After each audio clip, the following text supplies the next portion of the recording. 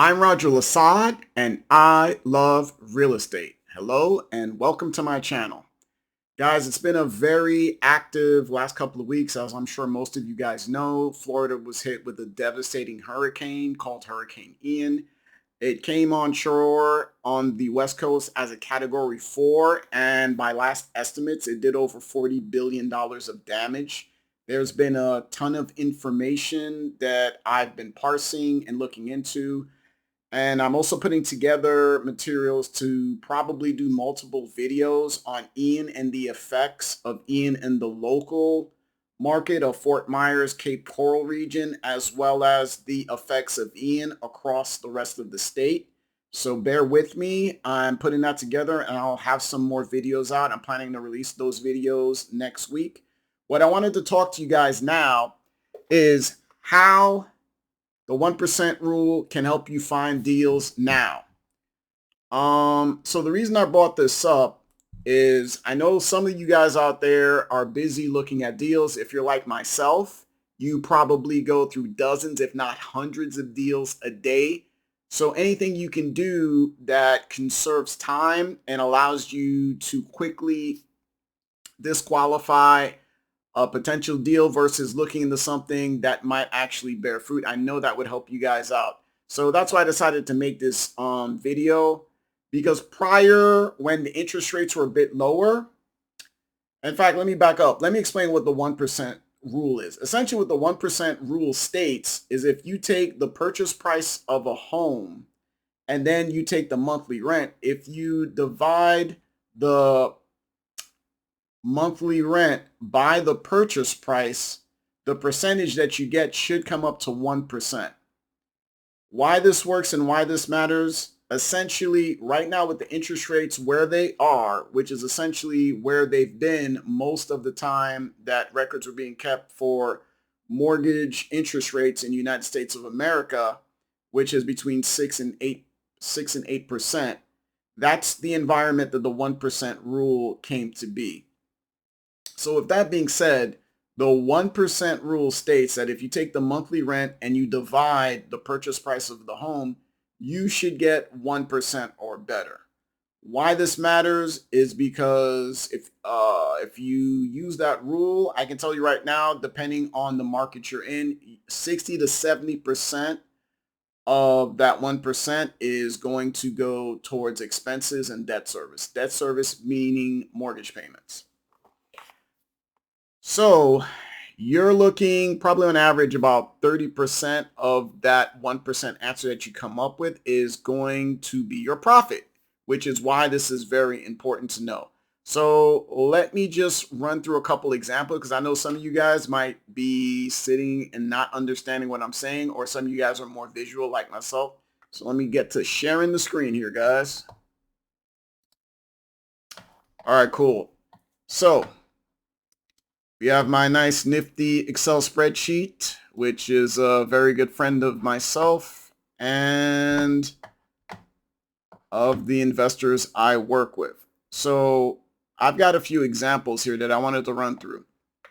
So if we take the price of a home, which is 500K, which guess what, guys, that's the median price of a home down in my neck of the woods, which is, South Florida, Fort Lauderdale, Miami. $3,500 rent, and ask yourselves this, just based off this, would you say that's a good deal? And I know some of you guys would be like, no, I probably would need to do a bit more research. I need to look at the expenses, the taxes, the insurance. Is it in a flood zone? Isn't it in a flood zone? That's going to take real easy way to bypass all of that, especially if you're looking at a whole bunch of deals like myself on a day-to-day basis. This is what you do. All right, so you take the rent. So we got $3,500. You divide that by the purchase price. And then the number you get here, I mean, it doesn't do it into percentages, but this is essentially 0.7% is what this is. So what does this tell me right away? It tells me right away that this is not going to be a deal because the numbers aren't going to work. No matter how you go about working, I can tell you right now, the numbers are not going to work. The only exception to that would be is if you bought the house all cash. Maybe then the numbers might work. But realistically speaking, unless you're buying the house all cash and you're, doing conventional forms of financing, this is probably a property that is, at best case scenario, is probably going to break even. Because remember what I said before, you're probably looking, as far as the 1% rule goes, you're probably looking 0.6 to 0.7% of the rent is going to go towards your expenses, and that includes debt service, also known as financing/mortgages. All right, boom. So let's look at the next example. Let's say purchase price is 500 and the rent is 5,000. So you take 5,000 divided by 500K. Boom. That gives you 1%. So if we were to look at $5,000 times 0.3, you see, guys, this is 1,500 is what you'd be making in profit after you pay for your expenses, which include taxes, insurance, maintenance, property management, landscaping, yada, yada, yada, and debt service. Hopefully everyone's following this, but don't get worried. I'm going to go through this another time just to make sure everyone's got what I'm talking about. And now let's say you ran across a property that was going for 500K and it was renting for 6,500. So let's do that now. So your rent is 6,500. You're going to divide that by the purchase price. And you get 1.3%. So now 1.3%. So that, so that's about 60% of the rent. It would be your profits. 1.330. No, that's wrong. So 1.3. This is why my math is not that great, guys. Work with me here. Anyway, 65. So if we say, even if let's say we go on the higher side and say times 0.7, right? So that would be what your expenses most likely will be. So 6,500 minus 4,500.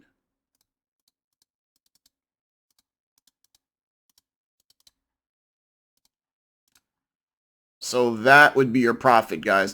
Hopefully by now you guys are starting to see how this works and how this can cut down on a lot of time without you actually having to go through the process of actually looking up to see what the taxes might be, what the insurance is going to be, other utilities or expenses, and then landscape and all this stuff. You could quickly identify what looks like a good deal at the price you're asking. So let me go over the Excel spreadsheets and we'll just go through this again. And let me enlarge this so you guys can see the numbers properly. All right. So this is just going back to what I was saying before. So let's run through this again. So you have a rental property. It's going for 500K. Rent is 3,500. So you take the rent, divide it by 500K equals. So on the calculator it comes out here, but just understand this is going to be a fraction of a percent. So this is basically this is 70% of a percent, or 0.7%, which is what is stated here, which, like I said, maybe you might be able to eke out maybe 10% of that. So let's see what 10% of 3,500 would be. I know some of you guys are already there. Times 0.1. So that would be $350. Now, $350 a month profit. Some of you guys might say, hey, Roger, $350 a month, that's my car payment. That's not a bad deal. But here's the thing. $350 a month profit times 12. That's $4,200 a year for a $500,000 house. Most of you guys are going to have to come out of pocket at least 100 grand, and we haven't even looked at the closing costs that you could probably tack on another $10,000, $12,000 onto that. So the question would be, would making $4,200 a year be worth all that money you put into the deal? And I think the answer for most investors in that case are going to be no. And I know some of you guys are like, but hey, Roger, maybe I can get an FHA. I'm a V. I can get that. Okay, that's cool. And you can put a lot less money down. Caveat is you have to live in the house for at least a year. And maybe under those circumstances, it might make a little bit more sense. But for most people probably don't have those options. That's why I'm focusing on that. But now let's look at the other example here. So 5,000 divided by 500K equals, that comes out exactly to 1%, which is essentially what you guys are going for. So like I said, if we just did 5,000, you're looking at 30% being your profit. So times 0.3, you're looking at about $1,500 profit. Now, I just want to make sure I communicate with this to you guys. If you're abiding by the 1% rule, you identify some properties look like a good deal, and then you run the numbers and you see that the profit isn't adding, it's significantly less than 30%, then something's off. And I would advise you to go back, check all your numbers, or maybe you're in an area that has exceedingly high property taxes, or there's some unusual cost in that neighborhood or something like that for that property. And that may be an indication that you might want to look in another area. All right, so let's go back to the examples here. So clear that. So now let's say we have rent of 6,500 divided by 500K. So now we've got 1.3. So if we, and like I said, like just like the last example, if we took 6,500, we assumed 70% of this was going to go toward expenses, times 0.7 equals, so that's 4,550. So that's 6,500 minus 4,550. Now your profit instead of 1,500 is 1,950, almost $2,000, which times 12 is $23,400. I mean, if you put around 100K, a little over 100K down, 110, 112, 13, you're looking at about 20% cash on cash. So that would be a stellar investment. Right now, at least in my neck of the woods, it's still difficult to find houses that would match up with the 1% rule, and definitely not finding something that's going to give you higher than 1%. But I wanted to share that with you guys because, like I said, when I'm looking through properties, I use that as like the first thing I look at to quickly either qualify or disqualify a property with some potential. In this market, another thing I'm doing too is I'm using this to see, okay, maybe it didn't get to 1%, but maybe it's 8.5. Maybe it's 0.85 or 0.9%. That would tell me that perhaps there's an opportunity that if the seller is open to negotiating, i.e. the price may be high, because it's not adhering to the 1% room. However, they may be willing to accept an offer that's much less than that. As well as when I see properties that have been on the market for a while, what do I describe as a while? I would say not even 30 days, but me personally, I'm looking for properties with days on market of 45 days or more.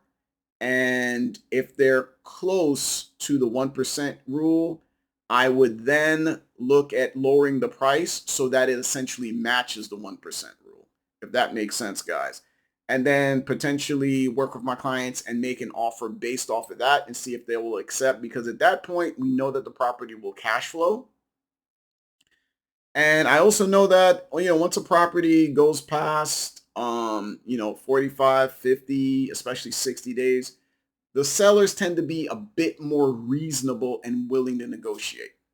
So anyway, guys, this is a quick video. Just wanted to share that with you. Like I said, I will be putting out some more videos. I mean, Hurricane Ian caused a lot of damage. That is affecting real estate in the local areas where damage was caused, as well as affecting, oh, by the way, for you guys that don't know, Hurricane Ian made landfall on the west coast of Florida, which is in the Gulf, and it mainly affected the areas of Fort Myers, Cape Coral, yeah, that area.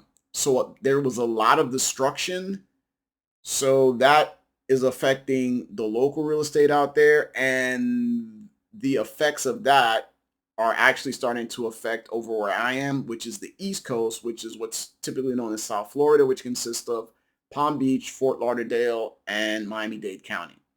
So I've been putting together a bunch of information, and I'm going to use that to probably do multiple videos because it's really going to be a lot to try to talk about in one setting. And yeah, look out for those video guys. And if you've appreciated this video, give me a like, comment, and subscribe. And I will see you guys soon. Talk to you later.